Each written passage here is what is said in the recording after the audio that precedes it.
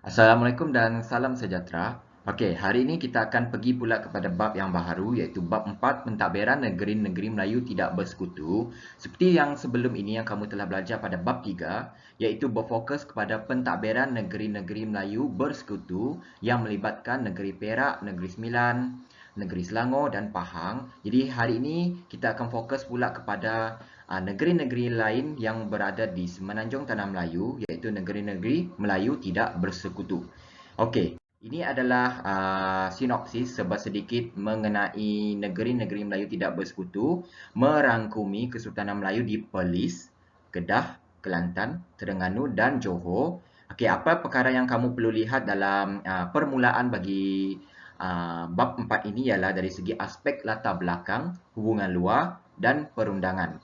Selain itu, kamu akan lihat juga bagaimana usaha British untuk meluahkan pengaruhnya ke negeri-negeri yang dinyatakan di atas tadi iaitu Perlis, Kedah, Kelantan, Terengganu dan Johor melalui perjanjian dan manipulasi. Seperti yang berlaku juga di negeri-negeri Melayu bersekutu, begitu juga berlakunya di negeri-negeri Melayu tidak bersekutu. Bagi meletakkan siapa? Penasihat British sebagai orang paling atas yang akan mengalihkan kuasa Sultan ataupun Raja di sesebuah negeri. Okey, jadi hari ini kita akan fokus kepada 4.1 iaitu pemerintahan Kesultanan Melayu di Perlis, Kedah, Kelantan, Terengganu dan Johor. Okey, untuk rangkuman, untuk bab 4 ini ada 4 subtopik yang kamu perlu tahu iaitu yang pertama tadi kita akan masuk selepas ini. Okey, yang kedua ialah perluasan kuasa British di Perlis, Kedah, Kelantan dan Terengganu. 4.3 ialah perluasan kuasa British di Johor dan 4.4 ialah sistem pentadbiran negeri-negeri Melayu tidak bersekutu. Okey, kita teruskan kepada bagaimanakah pemerintahan Kesultanan Melayu di Perlis, Kedah, Kelantan, Terengganu dan Johor. Okey, yang pertama ialah berkaitan dengan sistem pemerintahan kesultanan merupakan sistem kerajaan yang terpenting yang membawa kemakmuran dalam kerajaan negeri-negeri Melayu iaitu Perlis, Kedah, Kelantan, Terengganu dan Johor.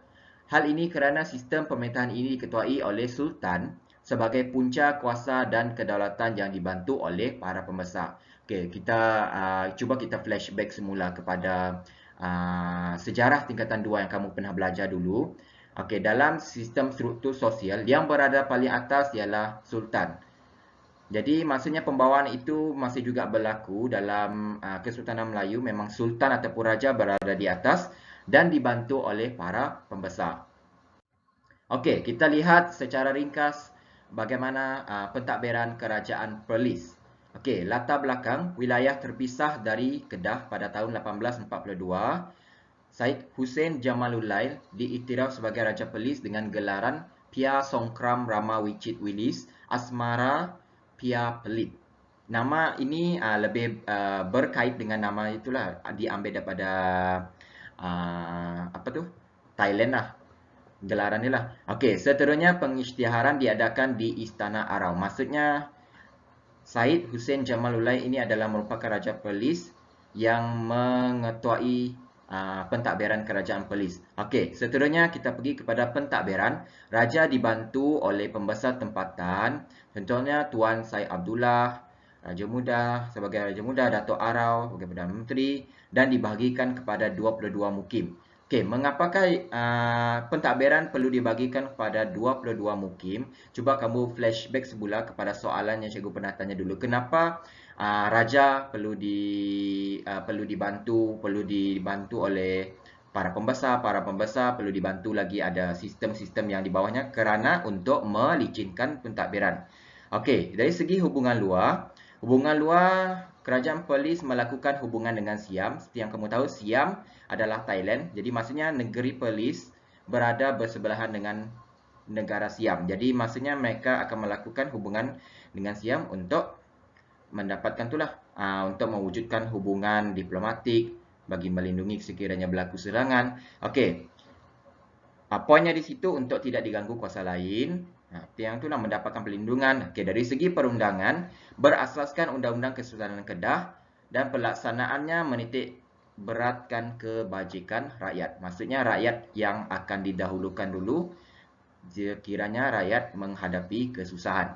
Okey, itu bagi kerajaan Perlis.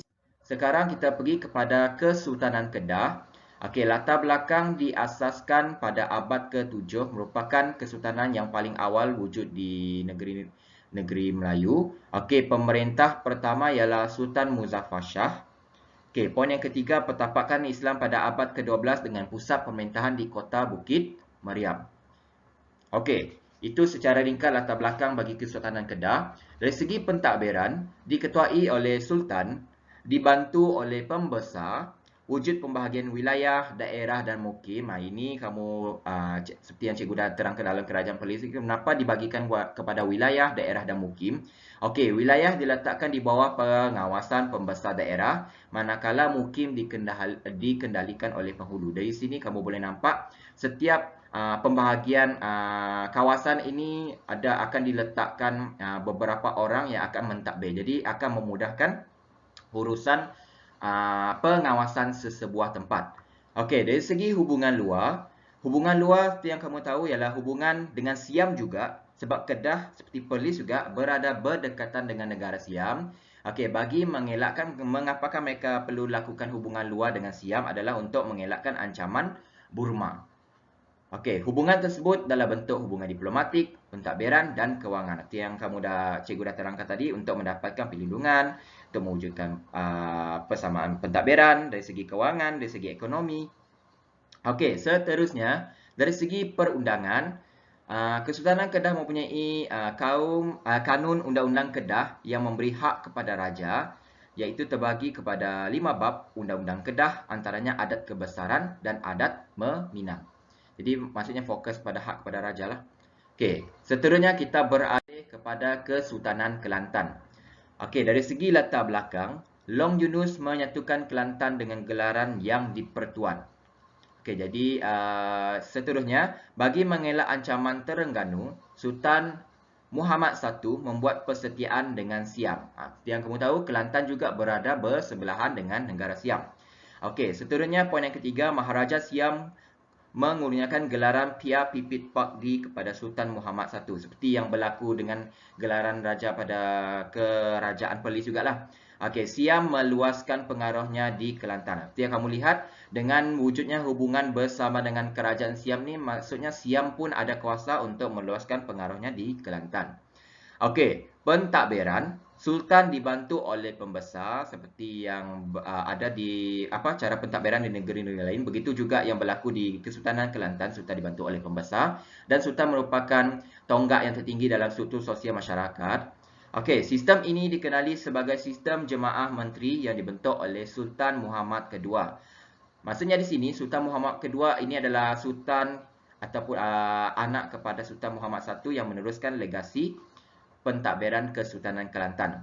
Okey, dibahagikan kepada 3 jajahan, iaitu Selatan Batu Mekebang, Pasir Putih dan Pasir Mas. Seterusnya, Tok Kueng mentadbir jajahan, iaitu Tok Kueng ini berperanan sebagai orang tengah antara penduduk dengan pembesar dan istana. Maksudnya, Tok Kueng ni adalah orang tengah yang akan membantu raja dan pembesar untuk menyampaikan sekiranya ada berlaku permasalahan ataupun urusan-urusan yang memerlukan antara jajahan dengan pembesar ataupun istana lah. Okey, seterusnya dari segi hubungan luar, hubungan dengan Siam, Terengganu, Kedah, Patani dan negeri-negeri lain. Maksudnya hubungan yang kita boleh lihat di sini setelah kita menelusuri beberapa kesultanan ataupun kerajaan yang ada di sini, kebanyakan memang semua negeri-negeri Melayu tidak bersekutu ni menjalankan hubungan dengan Siam. Mengapakah mereka menjalankan hubungan dengan Siam? Itu adalah persoalan yang kamu perlu jawab nanti. Okey, seterusnya dari segi perundangan, Kesultanan Kelantan mengikut Undang-Undang Syarak, iaitu berkenaan dengan itulah undang-undang yang berkenaan dengan Islam semasa pemerintahan Sultan Muhammad Kedua. Jadi ini adalah rangkuman serba sedikit mengenai Kesultanan Kelantan. Okey, seterusnya ialah Kesultanan Terengganu. Latar belakangnya ialah kesultanan ini diasaskan oleh Sultan Zainal Abidin I, negeri paling akhir menerima penasihat British. Maksudnya dari segi pentadbirannya, maksudnya pentadbiran Kesultanan Terengganu ni sangat kukuh sehingga menyebabkan negeri ini adalah negeri yang terakhir menerima penasihat. Maksudnya negeri yang terakhir mendapat pengaruh British. Okey, pentadbiran, dari segi pentadbiran, Sultan dibantu oleh pembesar sebagai penasihat sistem penghulu dikemas semasa pemerintahan Sultan Omar. Terdapat pembesar bergelar Datuk Mata-Mata bertugas menyambut pelawat dan orang kenamaan. Maksudnya ada lagi pembesar yang membantu Sultan, ada lagi pembesar yang digelar sebagai yang bergelar Datuk Mata-Mata bertugas menyambut. Maksudnya ada pembahagian tugas pembesar-pembesar ni untuk membantu Sultan. Okey, seterusnya sistem jemaah mesyuarat kerajaan dibentuk bagi memutuskan hukuman atau pengisytiharan negeri dan anggotanya dikenali sebagai ahli mesyuarat. Okey, kita pergi pula kepada hubungan luar. Hubungan luar seperti yang kamu boleh lihat di situ, hubungan dengan Siam. Jadi persoalan lagi, kenapa negeri Terengganu juga menjalankan dengan hubungan Siam? Mengapa? Adakah Siam ni terlalu kuat pada masa tersebut sehingga semua negeri melakukan hubungan dengan Siam?